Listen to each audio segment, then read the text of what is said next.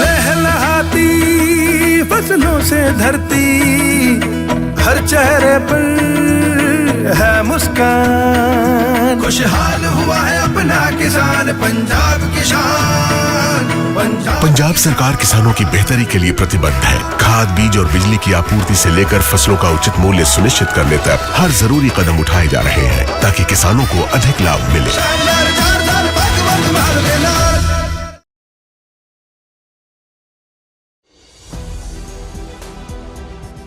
नमस्कार दोस्तों। पश्चिम एशिया में संकट विकराल हो रहा है। उस संकट का असर भारत में बहुत भारी पड़ रहा है।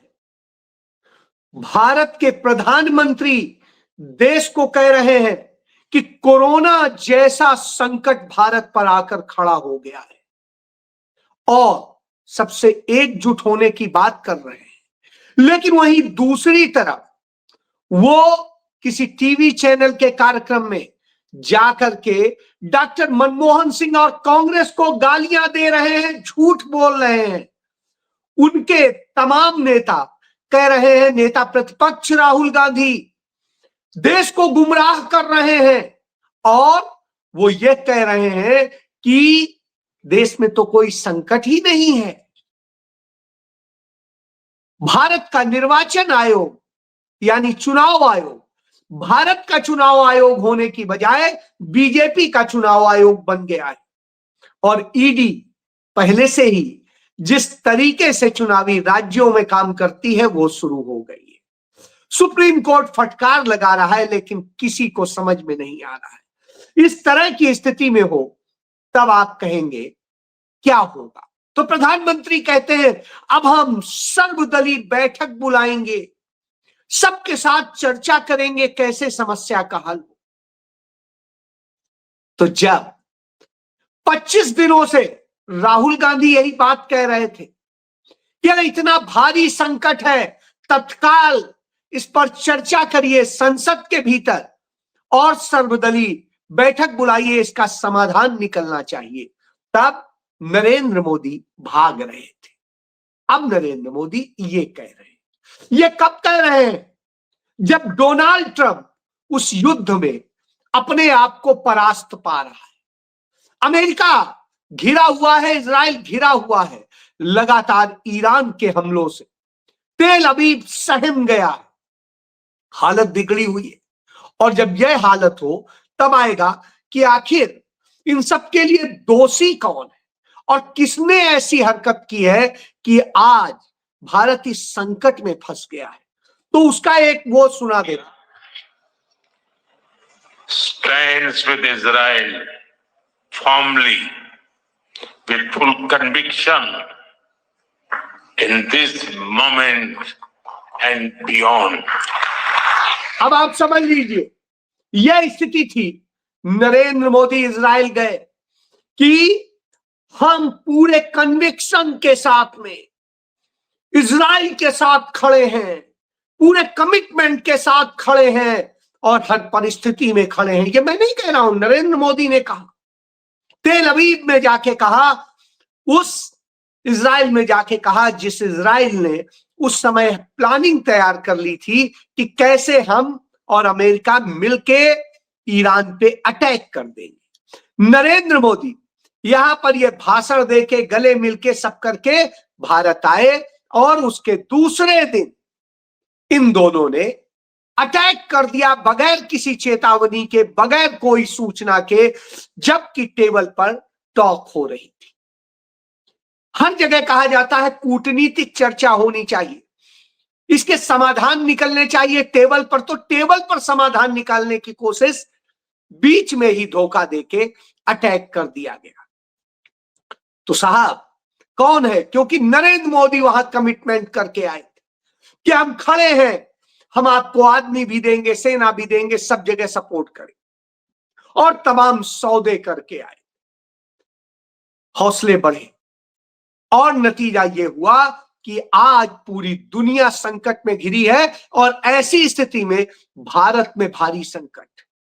जिस तरीके से भारत में संकट है, कहीं पर भी किसी भी जिले में चले जाइए, किसी कस्बे में चले जाइए, हर जगह गैस संकट, एलपीजी संकट आपको सामने दिख जाएगा। गुजरात से लेके कई जगह पेट्रोल पंप्स पे पेट्रोल डीजल तक की कमी आ गई है, कई जगह तो बंद कर दिए गए। इस तरह के जब हालात बन रहे हो और उसके बाद में भाजपा के नेता शहनवाज हुसैन कहते हैं कि राहुल गांधी को कैसे नेता प्रतिपक्ष बना दिया, वो देश को गुमराह कर रहे हैं, वो गलत बता रहे हैं। नहीं, राहुल गांधी ने यही बात उस समय कही थी जब यह युद्ध शुरू हो रहा था। तब उन्होंने कहा था यह भारी संकट आ रहा है और इस संकट से निपटने के लिए हमें रणनीति बनानी होगी। यदि हम इस पर चर्चा नहीं करेंगे, इस पर रणनीति नहीं बनाएंगे, सर्वदलीय बैठक नहीं करेंगे तो समाधान नहीं निकलेगा। राहुल गांधी कहते रहे और इन्होंने उसे इग्नोर कर दिया, उन्हें बोलने नहीं दिया। और जब बोलने दिया तो प्रतिबंधों के साथ कि इस पर बोलेंगे, इस पर नहीं बोलेंगे। राहुल गांधी ने तब भी संसद में बोला कि कंप्रोमाइज्ड है हमारी विदेश नीति और उसी का यह नतीजा है। तो जब राहुल गांधी ये बात कहते हैं तो गलत नहीं कहते। राहुल गांधी ने बिल्कुल स्पष्ट तौर पे कहा कि भारत की विदेश नीति को वैश्विक मजाक बना दिया है नरेंद्र मोदी ने, क्योंकि नरेंद्र मोदी ने भारत की विदेश नीति को अपनी निजी नीति बना दिया है और इसके कारण हमारी विदेश नीति पूरी तरह से फ्लॉप हो रही है, कंप्रोमाइज्ड हो रही है। अगर हमारे प्रधानमंत्री कंप्रोमाइज्ड हैं तो फॉरेन पॉलिसी कंप्रोमाइज्ड है। हमारी क्या पोजीशन है? कोई पोजीशन नहीं, लोगों को इसका नुकसान होगा और अभी केवल शुरुआत है, अभी सभी चीजों में परेशानी आएगी। अमेरिका और इजराइल जो कहेगा प्रधानमंत्री नरेंद्र मोदी वही करे।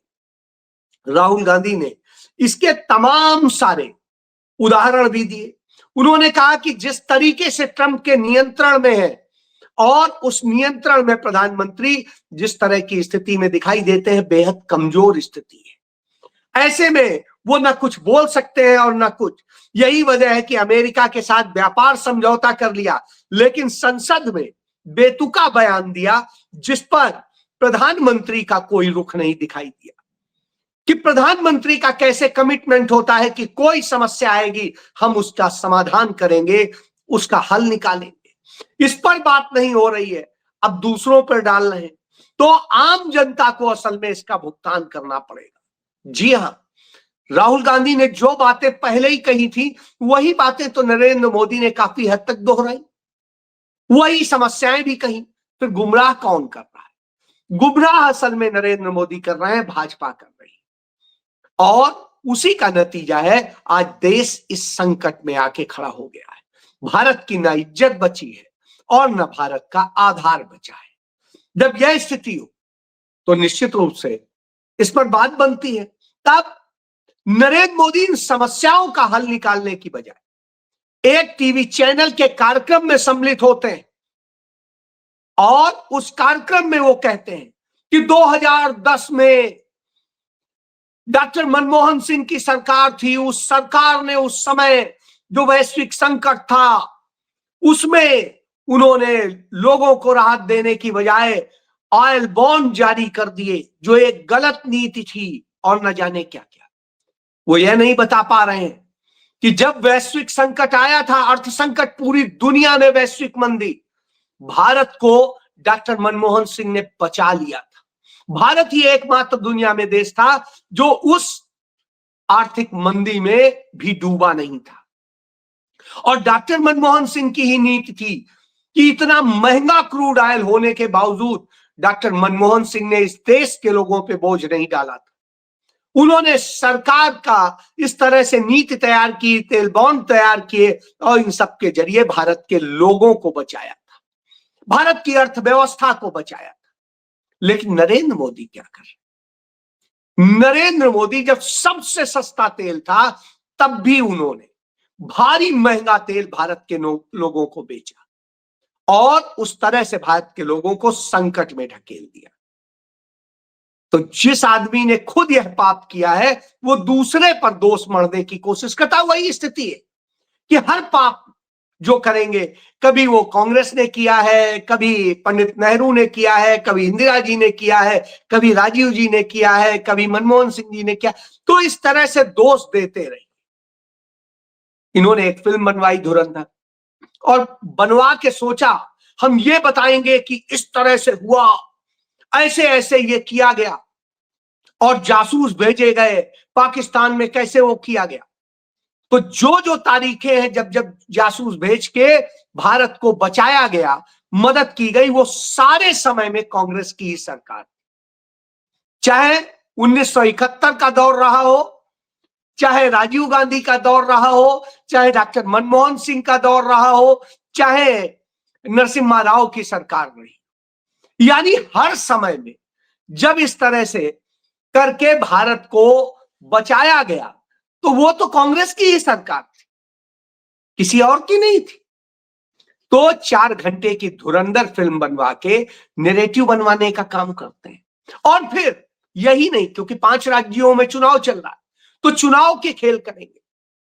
तो केरल में जो होता है वो बेहद शर्मनाक है और दुखद भी है, इसलिए क्योंकि जिस तरीके से इन्होंने केरल में किया, वो पता चलता है जो राहुल गांधी ने बार बार कहा था कि भारत का चुनाव आयोग अब नहीं रह गया है, वो भाजपा का चुनाव आयोग हो गया है, और वो भाजपा के चुनाव आयोग की तरह ही काम करता है। तो अब वो देखने को मिल गया केरल में, वो ऐसे कि आप देख लीजिए राहुल गांधी करता है। भाइयों और बहनों, जो चोर होता है, जो चोरी करता है, वो अंत में पकड़ा जाता है, हाँ या ना? जो चोरी करता है वो डरता है, हाँ या ना? पकड़े जाने से डरता है, हाँ या ना? नरेंद्र मोदी जी, तो अब आप समझ लीजिए, तो वही हुआ है चुनाव आयोग में। जिस तरीके से चुनाव आयोग ने चोरी की, और वो चोरी क्या थी कि चुनाव आयोग ने एक चिट्ठी जारी की, और उस चिट्ठी में मोहर किसकी लगी हुई थी? भारतीय जनता पार्टी केरल इकाई की। भारतीय जनता पार्टी चुनाव आयोग की चिट्ठी में भारतीय जनता पार्टी की मोहर कैसे लग सकती है? चलिए, उस पर केरल के जो मुख्य चुनाव अधिकारी हैं, मैंने ये चिट्ठी आपको दिखा देता हूं, देख लीजिए। ये चिट्ठी है। तो उसमें केरल के मुख्य चुनाव अधिकारी की तरफ से जारी होता है क्लेरिफिकेशन, और उसमें वो कहते हैं ये क्लरिकल मिस्टेक है, क्लरिकल मिस्टेक। चलिए भाई, क्लरिकल मिस्टेक होती है, टाइपो मिस्टेक होती है, मान लिया, तो मोहर कैसे बीजेपी की लग गई? चुनाव आयोग के दफ्तर में बीजेपी की मोहर क्या कर रही थी, और ये मोहर वहां कैसे लगी उस लेटर में? इस पर जांच कराने, इस पे कार्रवाई करने, इस पर एक्शन लेने की बजाय वो कह रहे हैं क्लरिकल मिस्टेक। सबसे बड़ा सवाल तो ये, बीजेपी की मोहर आपके दफ्तर में कैसे? इसका मतलब आपका दफ्तर बीजेपी का दफ्तर हो गया है। और फिर तमाम सारे पत्रकारों ने, तमाम सारे जागरूक लोगों ने, कुछ पॉलिटिशियंस ने जब इस लेटर समेत सारी बात को लिखा एक्स पर और दूसरे सोशल मीडिया प्लेटफॉर्म पे, तो केरल पुलिस, जहां पर वामपंथ की सरकार है, सीपीआईएम की सरकार है, वो एलडीएफ की सरकार, पिनराई विजयन की सरकार, वो उन लोगों को नोटिस जारी कर देती है एक्शन लेने के लिए कि आप इस तरह से ये दिखा रहे हैं, इससे चुनाव आयोग के प्रति भ्रम फैल रहा है। भ्रम क्या फैल रहा है? चुनाव आयोग ने खुद इसको एक्सेप्ट किया है कि हाँ ये लेटर है और क्लरिकल मिस्टेक। तो भैया, सबसे बड़ी बात, ये क्लरिकल मिस्टेक कैसे हो सकती? लेकिन साहब, क्योंकि राहुल गांधी बोल चुके हैं कि अब लड़ाई भाजपा आरएसएस से अकेले नहीं है, इंडिया स्टेट से, क्योंकि इस देश की जितनी संस्थाएं हैं, संवैधानिक संस्थाएं हैं, उन सब में आरएसएस बीजेपी के लोग बैठ गए, तो वो इसी तरह का काम करते हैं। तो वही हुआ, तो ये होता है, और उसी का नतीजा है शाहजहांपुर में, जहां पर भारत के उन शहीदों जो काकोरी कांड के शहीद थे, उन शहीदों की जगह पर जाकर के वहां उनकी मूर्तियां लगी थी। आज से नहीं, 5 दशक से भी पुरानी मूर्तियां थी उनके सम्मान में, अशफाकुल्लाह खान की, पंडित बिस्मिल की और दूसरे। तो उन सबको सुन लीजिए। आज बहुत ही कष्ट के साथ आप सब लोगों को मैं आज कुछ ये बात बताने जा रहा हूं कि पूरे देश में शहीद दिवस मनाया जा रहा था कल, जिस दिन सरदार भगत सिंह, हमारे राजगुरु और सुखदेव जी को फांसी दी गई थी, और पूरा देश शहीद दिवस मनाता है उस दिन। और शहीद दिवस के दिन ही शाहजहांपुर की शहीदी धरती पर हमारे 3 जाबाज शहीदों की मूर्ति तोड़ी गई। पंडित राम प्रसाद बिस्मिल जी, ठाकुर रोशन सिंह जी और अशफाकुल्लाह खान साहब की मूर्ति को नगर निगम शाहजहांपुर के द्वारा बुलडोज कर दिया गया। अब आप सोचिए, उनकी मूर्तियों को बुलडोजर चला दिया जाता है। अब आप तो ये नरेंद्र मोदी सरकार कर रही है, जहां एक तरफ हिंदू मुस्लिम की एकता के लिए प्रयास हो रहे हैं, सब कुछ हो रहे हैं और सारे काम वो किए जा रहे हैं, वहीं पर ये क्या कर रहे हैं, ये बुलडोज कर रहे हैं। ये धार्मिक विद्वेष फैलाना चाहते हैं सत्ता के लिए। जिस तरह के काम करते हैं उसका उदाहरण भी देखने को मिला दिल्ली के एयरपोर्ट पर, जहां इनकी तेलंगाना की जो बीजेपी की नेता है माधवी, वहां जो प्रार्थना कक्ष है उसमें जहां मुस्लिम महिलाएं प्रार्थना कर रही थी, वहीं पर आ जाती है और आकर के वहां वो खूब तेजी पढ़ने लगती है दुर्गा सप्तशती। अब सबसे बड़ी बात, आप भी पढ़िए, किसी ने मना नहीं किया, वो भी पढ़ रहे हैं। पूजा स्थल पे धीरे से शांति के साथ पढ़ा जाता है, लेकिन वहां शोर मचाते हुए पढ़ने का काम करती है। तो इससे आप जान लीजिए, तो इस तरह के काम करते हैं। जब ये होता है, उधर पूरे देश में इसी तरीके से तबाही के काम चल रहे हैं। सबको ही जानता है, जिस डोनाल्ड ट्रंप के, नेतन्याहू के पीछे नरेंद्र मोदी उनके पांव पकड़ के बैठे हुए हैं, जिनके कारण आज देश में और दुनिया में संकट पैदा हुआ है, आज वो सरेंडर से दिखाई देते हैं। ईरान लगातार तेल अवीव से लेकर के तमाम जगह अटैक कर रहा है।